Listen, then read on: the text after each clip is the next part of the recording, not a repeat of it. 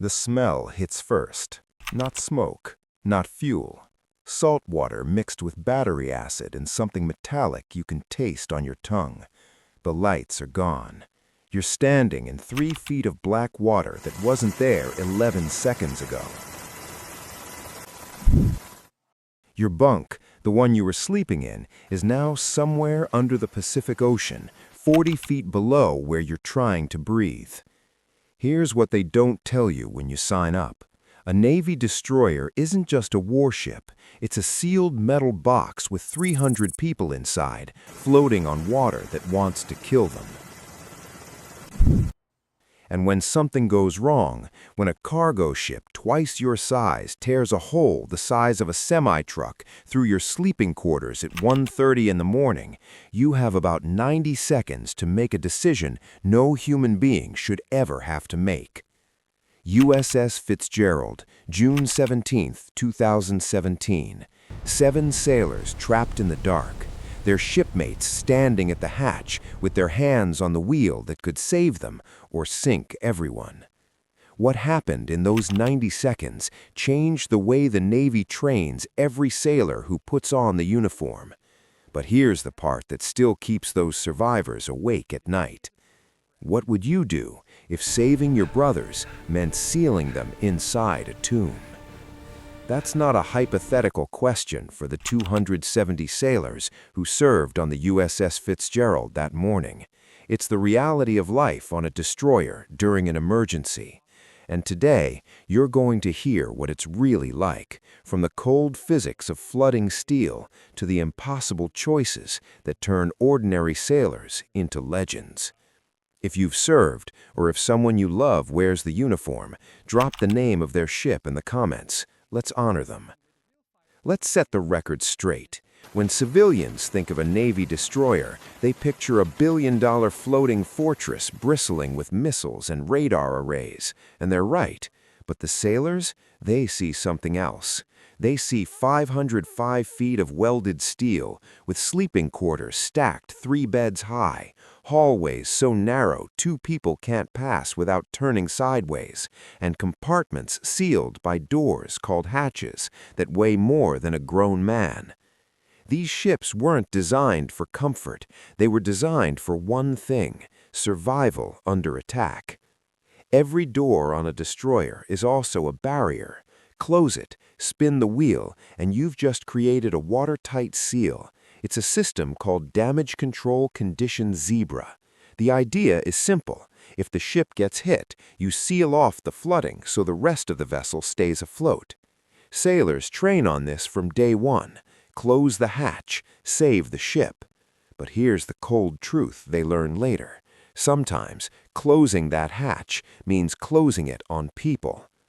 June 17, 2017. The USS Fitzgerald was cruising 12 miles off the coast of Japan. It was a routine night. Most of the crew was asleep in their berthing compartments, windowless rooms below the waterline where sailors sleep in coffin racks, stacked bunks barely wide enough to roll over in. At 1:30 a.m., a container ship called the ACX Crystal, weighing 30,000 tons, nearly 4 times the size of the Fitzgerald, slammed into the destroyer's starboard side. There was no warning, no collision alarm, no time to brace. The Crystal's bow, massive and bulging like the front of a freight train, punched a hole 12 feet wide straight through the hull. The impact was so violent it sent the 8,200-ton warship spinning 360 degrees across the Pacific. Sailors in berthing 2 woke up to freezing salt water pouring into their compartment. In the pitch-black dark, equipment was flying. Lockers, mattresses, an exercise bike, everything that wasn't bolted down became a projectile in a flooding steel box. The water was oily, foamy, rising faster than a man could think. 27 sailors fought their way out in under 90 seconds. 7 didn't make it to the ladder. Alexander Vaughn, a young sailor who'd been asleep in his rack, tumbled to the floor when the water hit. He said later that the cold snapped him awake like a slap to the face. Around him, men were screaming. He grabbed his glasses, but he couldn't see. The emergency lights barely cut through the chaos. He climbed, he clawed, he made it to the hatch. But not everyone did. And now, the sailors on the other side of that hatch faced the moment every destroyer crew trains for, but prays they'll never see. Here's the secret the Navy doesn't advertise in recruiting videos. You don't just train to fight the enemy. You train to fight physics. Water flooding into a destroyer doesn't care about courage. It doesn't care about heroism. It weighs 8.34 pounds per gallon, and it moves faster than you can run in a narrow passageway wearing steel-toed boots. The Fitzgerald was taking on hundreds of tons of seawater every minute. If the sailors didn't stop the flooding, the entire ship would sink. 300 souls would go down with it. So they made the call. Petty Officer John Tapia and Seaman Vaughn stood at that hatch. They could hear the water roaring below. They didn't know if their brothers were still alive down there. They didn't know if those men had drowned in the first 30 seconds or if they were clinging to an air pocket, praying for rescue. What they did know, if they didn't close that hatch, everyone dies. Naval training is clear. In an emergency, you seal the compartment, you stop the flood. The ship comes first. But these weren't just compartments. These were shipmates, friends, men they'd eaten breakfast with 6 hours earlier. Tapia and Vaughn waited. Just a few more seconds. They leaned down into the shrinking air gap, shouting names, listening for voices. Nothing. They spun the wheel, the hatch sealed. The Fitzgerald stayed afloat. 16 hours later, Navy divers pulled 7 bodies from berthing 2. All of them had drowned. It's still not known whether those sailors were already gone by the time the hatch was sealed, or if they were trapped in a pocket of air, waiting for a rescue that never came. The investigation couldn't say. And the sailors who made that call, they'll carry that weight for the rest of their lives. Vice Admiral Joseph Aucoin, commander of the 7th Fleet, said it plainly. Heroic efforts prevented the flooding from catastrophically spreading. The ship could have foundered. It could have sunk. Because of the tireless damage control of a resolute and courageous team, the Fitzgerald made it back to port on its own power.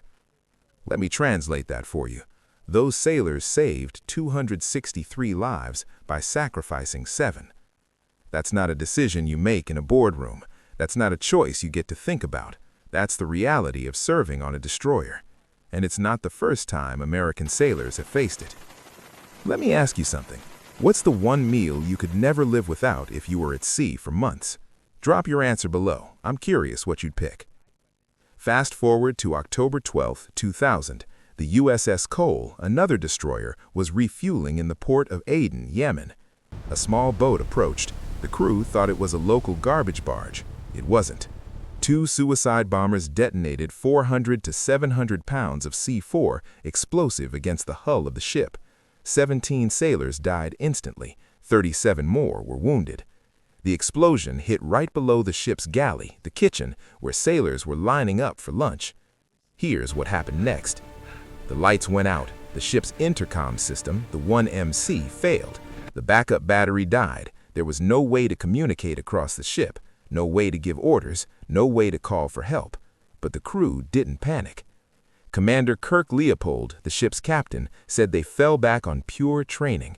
They divided into 3 groups without being told: damage control to save the ship, triage to save the wounded, security to guard against a second attack. And they fought. For 96 hours straight, the sailors of the USS Cole fought flooding in the engine rooms. They patched holes with mattresses and plywood. They pumped water by hand when the machinery failed. They worked in shifts of 4 hours on, 4 hours off, with no sleep, no hot meals, and no relief. The keel, the backbone of the ship, wasn't damaged. That meant the Cole could still float, only if the crew could stop the ocean from pouring in. They did. 3 days later, divers confirmed the ship was stable. The Cole survived, and every sailor who kept that ship afloat earned a lesson the Navy now teaches to every recruit. You are the last line of defense. Do you think you could handle the 4-hour sleep shifts of a destroyer crew? Honest question. Let me know in the comments. Now, The rewind USS further. West Virginia, December a 7th, battleship, 1941. not a destroyer, but the lesson is the same, took 6 torpedoes and 2 bombs during the Japanese attack. The ship was sinking, fast. The captain gave the order, set condition Z. Seal every hatch, flood certain compartments on purpose to keep the ship from capsizing. It worked. The West Virginia sank upright instead of rolling over. Hundreds of sailors escaped, but not everyone. The morning after the attack, sailors standing guard on the dock heard something, a tapping sound, faint, metallic, coming from inside the sunken hull. Someone was alive down there. They tried to reach them. They couldn't. The ship had burned for 30 hours. The hull was too hot to cut. The compartments were too flooded to pump. The damage was too severe. All they could do was listen to that tapping and know they couldn't help. 16 days later, the tapping stopped. When salvage crews raised the West Virginia 6 months later, they found 3 sailors in an airtight storage room. Ronald Endicott, 18. Clifford Olds, 20. Louis Buddy Costin, 21. They'd survived on emergency rations and fresh water from a storage tank. They'd used flashlights until the batteries died, and they'd marked the days on a calendar. 16 red X's, 1 for each day they waited in the dark, not knowing if anyone was coming. Their families didn't learn the truth for 50 years. Which of these Navy traditions or realities surprised you the most? The 16-day survival? The Fitzgerald's decision? Let me know what hit hardest. Here's the thing about destroyers. They're not designed to be comfortable. They're designed to take a hit and keep fighting. And the sailors who crew them, they're not trained to avoid danger. They're trained to run toward it, even when it means closing a hatch on their own brothers. That's the price. That's the sacrifice. And that's why, when you see a destroyer cutting through the waves, you're not just looking at steel and missiles. You're looking at 300 sailors who've made peace with a simple truth.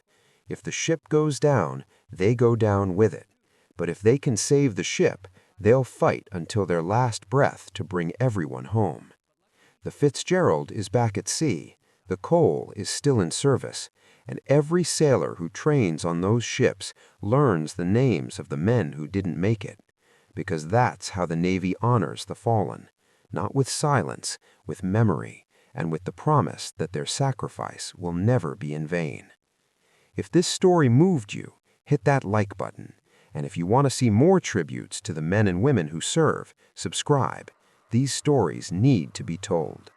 Fair winds and following seas.